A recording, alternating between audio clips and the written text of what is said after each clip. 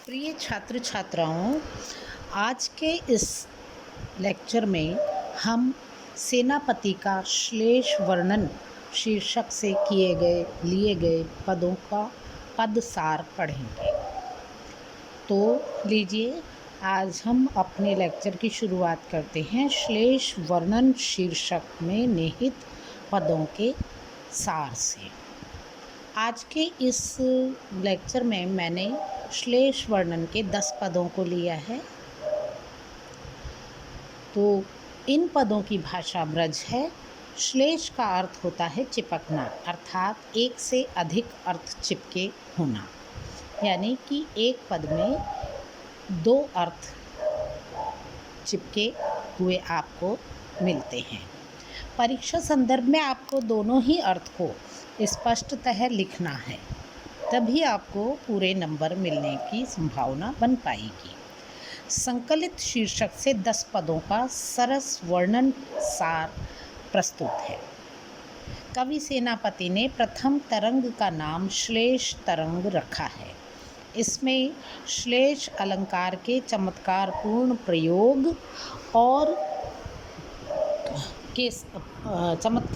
प्रयोग के साथ अन्य अलंकारों का भी प्रदर्शन किया है, जिसमें उनकी भाषा का चमत्कारी रूप विद्यमान है। भाषा के अलंकरण की ओर सेनापति का विशेष ध्यान रहा है। प्रथम तरंग में लगभग 96 पद हैं। तो पहली तरंग का पद संख्या 5, जिसका मुखड़ा दीक्षित परस राम से लेके कविताई तक है। तो इस पद में कवि का जो है कहने का आशय है कि इनके पितामह परशुराम दीक्षित थे, पिता गंगाधर थे। गंगा किनारे के अनूप शहर के ये लोग निवासी थे। इनके विद्या गुरु जो है हीरामणि दीक्षित थे। ये रामोपासक थे और अपनी कविताई को राम का प्रसाद मानते थे। पद नंबर 2 है मूढ़म को अगम सुगम एक ताको जाकी। इस पद में कवि ने अतुलनीय श्लेष योजना का वर्णन करते हुए लिखा है कि ये श्लेष पद मूर्खों के लिए अगम्य है, निर्मल बुद्धि वालों के लिए सुगम और सरल है। इसके पद अभंग, सभंग आदि विविध श्लेष अंग के हैं। ज्ञान का खजाना है। जो श्लेष अर्थ समझने में पारंगत है, वे ही इन्हें सरलता से समझ सकते हैं। पद संख्या 3 में दोष सो मलिन गुणहीन कविता है, तोपे कीने अरबीन परबीन कोई सुनी है।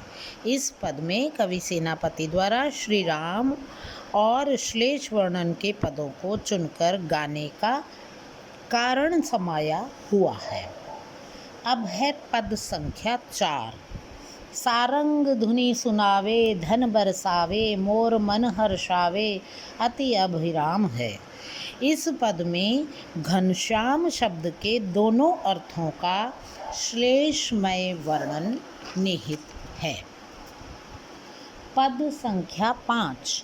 लाह सो लसती नग सोहत सिंगार हार, छाया सोन जरद जूही की अति प्यारी है।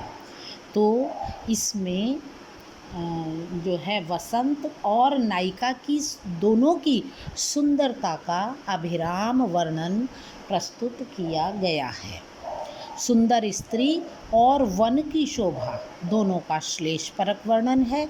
दोनों की सुंदरता का मनोहारी चित्रण है। सौंदर्य की तुलना अप्सरा रंभा से की है और नायिका व वाटिका दोनों ही की अपूर्व सुंदरता का वर्णन पूरे पद में किया गया है। पद संख्या 6। लीने सुघराई संग सोहत ललित अंग, सुरत के काम के सुधर ही बसती है। इस पद में नायिका को घर के क्षमादान के तुल्य बताया गया है। पद संख्या 9 में बदन सरोरुह के संग ही जन्म जाको, अंजन सुरंग समताना पर सत है। इस पद के अंतर्गत नायिका के अपूर्व सौंदर्य और फूलों कलियों की सुंदरता का वर्णन, कपोल पर बने सुंदर तिल के सौंदर्य आदि का श्लेषात्मक वर्णन कवि ने किया है। पद संख्या 8 रह गया था। पद संख्या 8 में मुखड़ा है, प्रीतम तिहारे अनगन है अमोल धन, मेरो तन जात रूप ताते निधरत हों। तो इसमें नायिका का परकीय नायिका के संदर्भ में नायक से कथन निहित है। जो नायिका नायक को अधरामृत न देती है, आप उसी के पीछे हैं, और सर्वस्व दान करने वाली पत्नी की अवहेलना का वर्णन कवि ने किया है। दूसरे पक्ष में निर्धन सुनार का महाजन से कहना कि आप जो लोग आपको शुद्ध सोना तोलते हैं बस उन्हीं से खुश हो जाते हैं, आदि बातों का सुंदर चित्रण है। तो उम्मीद है आपको आज के पद समझ आए होंगे। अब अगले जो है शीर्षक में हम श्रृंगार वर्णन शीर्षक का सारगर्भित अर्थ समझेंगे।